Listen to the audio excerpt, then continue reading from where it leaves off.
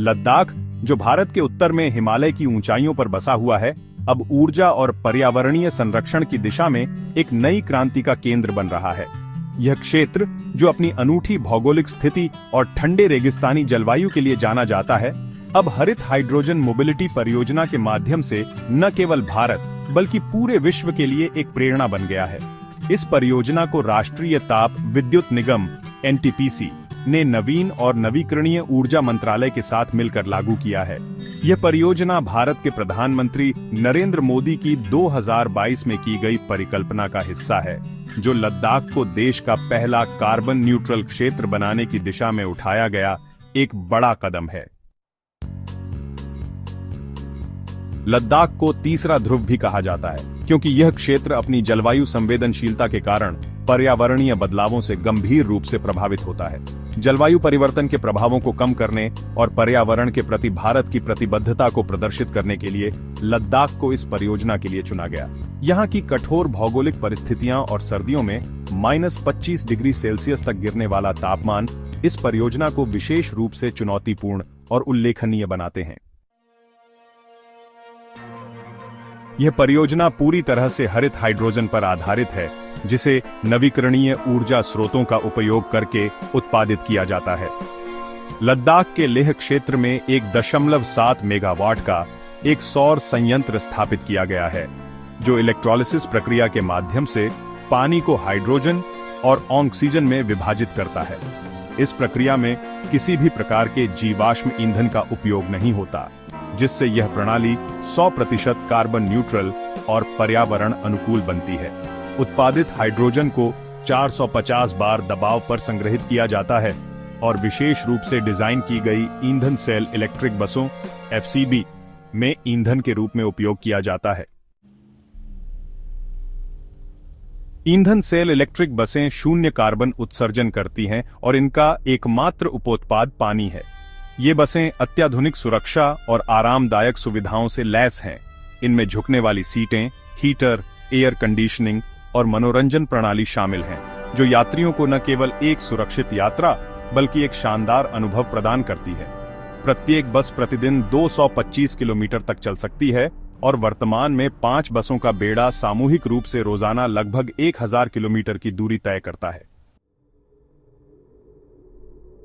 इस परियोजना के तहत अत्यधिक कुशल इंजीनियरिंग तकनीकों और सुरक्षा उपायों का पालन किया गया है। हाइड्रोजन लीक का पता लगाने के लिए विशेष सेंसर लगाए गए हैं। आपातकालीन शटडाउन प्रणाली और SOS तंत्र यात्रियों की सुरक्षा सुनिश्चित करते हैं।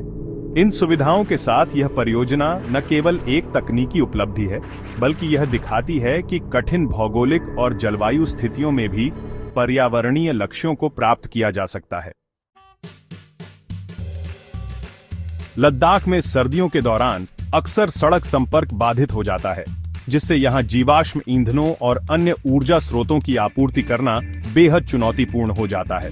इस समस्या का समाधान इस परियोजना के इन सिचु एनर्जी जनरेशन मॉडल के माध्यम से किया गया है। इसका मतलब है कि ऊर्जा का उत्पादन, उपयोग और प्रबंधन स्थानीय स्तर पर ही होता है, जिससे बाहरी आपूर्ति पर निर्भरता समाप्त हो जाती है। यह परियोजना लद्दाख के दुर्गम और कठोर परिस्थितियों में भी एक आत्मनिर्भर ऊर्जा मॉडल स्थापित करती है।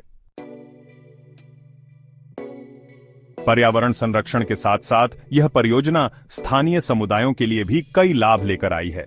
यह न केवल रोजगार और आर्थिक अवसर प्रदान करती है, बल्कि लद्दाख के निवासियों को स्वच्छ और स्थायी परिवहन सेवाएं उपलब्ध कराती है। पर्यटकों के लिए भी यह परियोजना एक बड़ा आकर्षण बन गई है। हाइड्रोजन से चलने वाली बसों में यात्रा करना एक अनूठा अनुभव है, जो न केवल पर्यावरण अनुकूल है, बल्कि तकनीकी नवाचार का भी एक आदर्श उदाहरण है। लद्दाख में हरित ऊर्जा परियोजना की सफलता ने भारत के अन्य क्षेत्रों में इसे लागू करने की संभावनाओं को बढ़ा दिया है।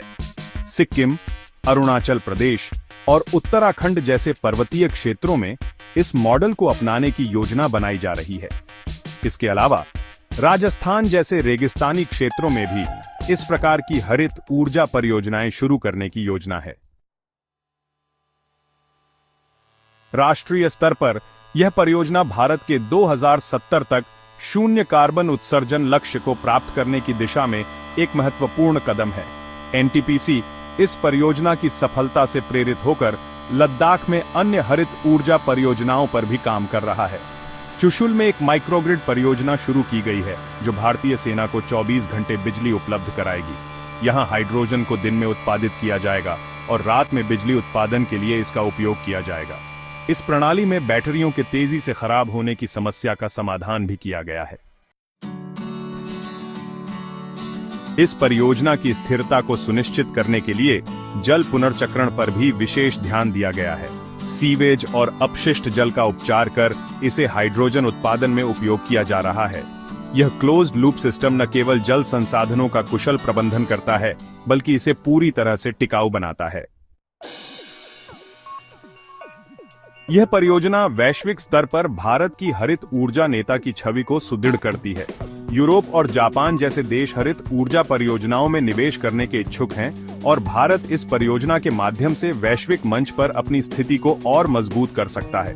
इसके अलावा हरित हाइड्रोजन की बढ़ती वैश्विक मांग को देखते हुए भारत इसे एक प्रमुख निर्यातक के रूप में प्रस्तुत कर सकता है। लद्दाख की हरित हाइड्रोजन मोबिलिटी परियोजना यह दिखाती है कि तकनीकी नवाचार और मजबूत संकल्प के माध्यम से भारत जलवायु परिवर्तन और ऊर्जा संकट जैसी वैश्विक चुनौतियों का समाधान खोज सकता है। यह परियोजना न केवल भारत के लिए बल्कि पूरे विश्व के लिए एक प्रेरणा है। यह पर्यावरणीय संरक्षण, आर्थिक विकास और सामाजिक कल्याण का एक उत्कृष्ट उदाहरण है। लद्दाख से शुरू हुई यह हरित क्रांति न केवल इस क्षेत्र को बदल रही है, बल्कि पूरे भारत और विश्व के लिए एक उज्जवल और सतत भविष्य की नींव रख रही है।